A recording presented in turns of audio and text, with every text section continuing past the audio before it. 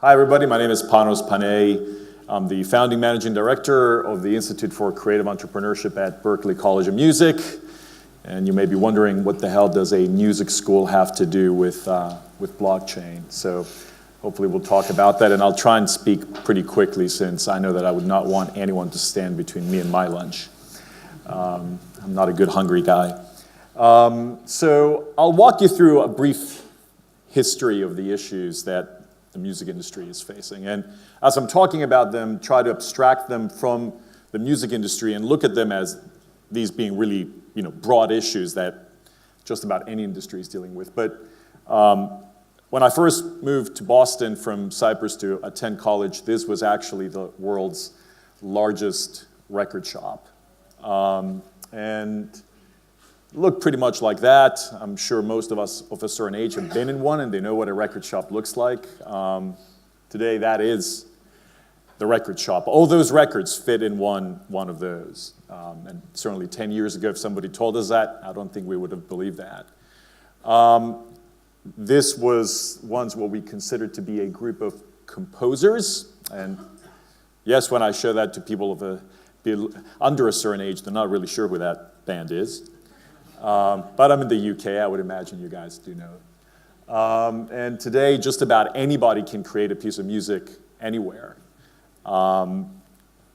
Even Watson has created music. In case you haven't heard, Watson collaborated with a producer called Alex da Kid, ingested a bunch of information from anything from Wikipedia entries, New York Times and LA Times stories, was able to go through Supreme Court rulings, juxtapose that against how people were feeling from entries on social media, from Facebook and Twitter, ingested information about the top 10 hits over the last decade, and actually collaborated with a producer to create music. And no, it doesn't sound like some weird Space Odyssey 2001. It actually sounds quite good. It's a song called It's Not Easy with the X-Ambassadors and Elle King, and it was number 3 in the US. So a big question of who's a creator today, right? What does it mean to create music? Who owns that information? And once upon a time, this is how we enjoyed music. Now we can access it from our wrists and from virtual reality. These are actually not just your everyday headphones. These are AI headphones, so you can actually program your surroundings. So if you want to tune out what the hell I'm saying, you can actually do that. If you want to add reverb to my voice, you can do that. But it's really changing the way that we're enjoying music. And soon enough, intelligent thermostats and intelligent assistants will be able to really sense how we feel and play music back to us. And even cars, somebody mentioned Teslas, but these are all platforms and places that we will be enjoying music and programming music. And yes, we actually have a number of graduates from Berklee that go and work in car companies to design the sound. So who owns these sounds? Who owns these experiences, right? We tend to talk a lot about the disruption that the music industry has gone through with respect to the consumption of music, right? The digitization and consumption of music. But it's also creating all kinds of tensions because of the new ways that music is being created. Everybody today is a creator. Everybody can add to something and put it out there. So I'm not here to give you a history lesson, but the underlying infrastructure of the industry resembles, I like to say, 2 towers. One is this, and it is leaning, and the other one is this. And that means that all the different platforms and databases and systems that the industry has don't really talk to one another. There is a lack of a uniform way of identifying ownership. Most of the regulations in the industry related to ownership predate the invention of this, and actually go back to something called, anybody knows? It's not a piano, it's a player piano. This was the prototypical iPhone of the late 1800s. This changed everything about the way that the industry went about with respect to intellectual property. So these are regulations and issues and tracking that doesn't date back to the last century, it dates back to the century before the last century. So This is the main issue that the industry has. With the proliferation of new ways of consumption and new ways of creation, there is really no uniform way for identifying who created what and who owns what. So to put it in numbers, in the US alone, this results in over $400 million a year going undistributed to the rightful owners.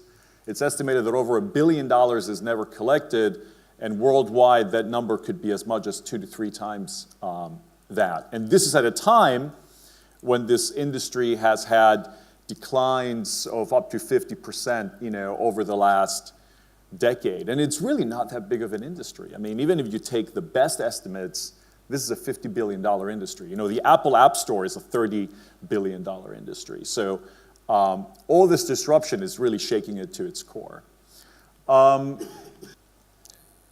As an institution that educates 5,500 creators, we feel that we have to take a stance with respect to this issue. So we got together with our good friends and our neighbors at the MIT Media Lab, and specifically the Digital Currency Initiative, as well as our other friends across the Charles River in Boston, called the Harvard Berkman Center from the Harvard Law School, and said, okay, what if we use our academic neutrality to act as conveners of the industry to really get ahead of this issue? To have the industry actually not be the traditional follower, but hopefully an early adapter of technologies. And we often think of the music industry as being a follower, but many of you talked about peer-to-peer technology, and of course there's social media, there's cable television, I showed you about radios and phonographs. The industry has traditionally benefited and in some ways been a red herring for the adoption of new industries. It hasn't always seen its way as a catalyst for new industry adoption, but it's actually played that role. So our mission as a collective, and I'll talk about who belongs in this in a minute, is to create an open protocol that enables for the uniform identification of rights holders. And even though there's been many, many, many attempts over the years to create what some people have called a global rights database, what's really catalyzed over 160 companies to join in, which includes all the major labels, all the big publishers, all the major streaming services, as well as companies like Netflix and Viacom and film studios, and over about 80 blockchain startups, was catalyzed as this concept that there is no centralized clearinghouse, distributed ledger. That ultimately other attempts at this failed over, well, okay, who owns the data? Who are we putting back in power? Over $30 million was invested actually by the EU a few years ago to create a global rights database, and it collapsed. What we've been able to do by getting all these people together is actually advances largely because of this technology that everybody's here to talk about. Where we are right now with these 160 participants, actually, we have meetings just like this, but also we've separated them in five working groups that have worked towards creating business requirements. We have a meeting on February 10th where we will be presenting these business requirements. Intel has provided their Sawtooth Lake platform for what I'll call early experimentation. It is a virtual sandbox. There is no mandate that people are building applications on top of Intel.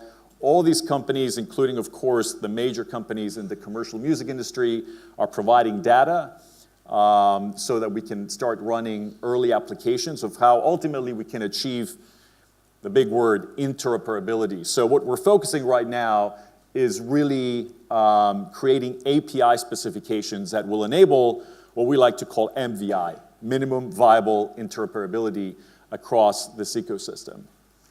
And where academia is coming in, besides being a convener, we're also deploying our different student researchers to come together every summer and really explore, along with industry, in what I'll call a pooled R&D way, what are possibilities? For me, technology is at its best when it's completely invisible. I mean, at the end of the day, nobody really cares about how things work. They just care about what they do. So part of what our students are doing, and these are students from the Media Lab and Berkeley and Harvard, as well as folks from UCL here in London and other universities, is working with industry to say, okay, for example, how do we capture good data? How do we authenticate that data? The creative process is really not that simple. People don't get in a studio and start exchanging information about their lawyers. Hopefully not. Also, if you have the data, what are possibilities? What are new commercialized applications that can be created? Because for me, that is the key to driving the industry forward. So we don't have a whole lot of time. I can take a couple of questions. But we are really looking at this technology less so as a panacea to cure every ill, but I believe the reason why we've been able to advance this issue in a fairly short period of time, it's been under a year, is because we're focusing on something very, very specific and something that's indisputable. Unless we know who owns what in this industry, and unless we drive money back to the creators of this industry, there is no music industry. I can take a couple of quick questions. Could you elaborate a bit more on how you think this is going to prevent people from pirating huge amounts of music and video content? Because I'm guessing that's one of the objectives of the project. Yeah, I mean, the objective is obviously to track provenance, right? So right now, you can take a bass line from over here and a drum loop from over here and record your own vocal and take some video and put it up in social media and have millions of people consume it. So, the idea for us is ultimately, through this open protocol, to be able to identify ultimately who owns, what piece of media that's been created. But, we're still very much in the early stages because everybody tends to think of songs as these complete packages of information. But my view is that they're being atomized, just like everything else. People are, there's remixes and mashups. Entire genres of music, you don't think about it, but entire genres of music like hip hop or dance music are actually remixes and mashups of all kinds of rights.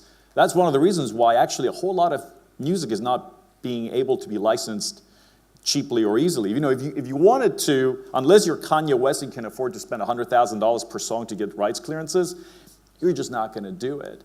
So the vision behind this is that ultimately this is a way, forward. But it's still very much in the exploratory stage. We can envision a future where it's not necessarily that you're charging customers, per use, but perhaps there is an automated, way that remuneration is happening directly from the platforms. It's not our job, by the way, as an initiative to mandate a specific standard or specific solutions. Our view is that we're here to create an ecosystem for that innovation to happen. So similar to other open protocols you've seen up there like TCP/IP or SMTP, our job by creating an open protocol is to effectively enable all kinds of startups to come and build the best products and applications and services that will enable somebody in the next 3, 4, 5, 6 years to do just that. So we're not necessarily, as an initiative, building some widget that we're saying, here, go and buy it and we'll solve all your issues. So our job is primarily, as I mentioned, to create the conditions for this is key, a market-driven standard or standards to emerge. Our view is that academic institutions don't necessarily set standards, that ultimately the market decides what those standards are. So maybe there's a company that's an expert in payment processing or timestamping. Great. Maybe somebody is ultimately the platform that wins with respect to the particular blockchain. Fantastic. What we're doing, similar to what the earlier presenter talked about, is blockchain agnostic. After having approached all of these different actors within the space, have you discovered or are you aware that any of the business requirements which have been put forward are essentially in conflict and you'll struggle to reconcile them? The music industry in conflict? Come on. Yes, of course. And there is a lot of misunderstandings about concepts like, what does an open protocol mean? Will everybody be able to somehow see, all my private information, all my transactions? And also, there is a number of companies at conflict with respect to what information is being shared. So in the working groups, we have a metadata working group that is across, players that are actually having those arguments, as we speak. The idea of this meeting that we're having in 2 weeks, which will be our 7th plenary meeting with everybody, is ultimately say, okay, can we agree on this minimum set of data?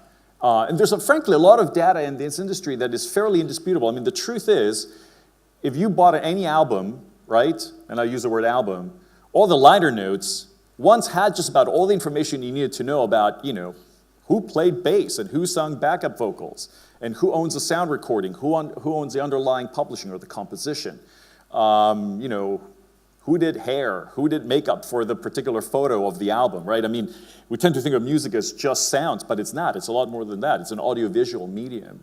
So of course there's conflicts, but we're focusing it on, again, this concept of minimum viable interoperability. And I think it's been the reason why we've been able to advance this to this stage. Thank you, Panos. Okay, thanks.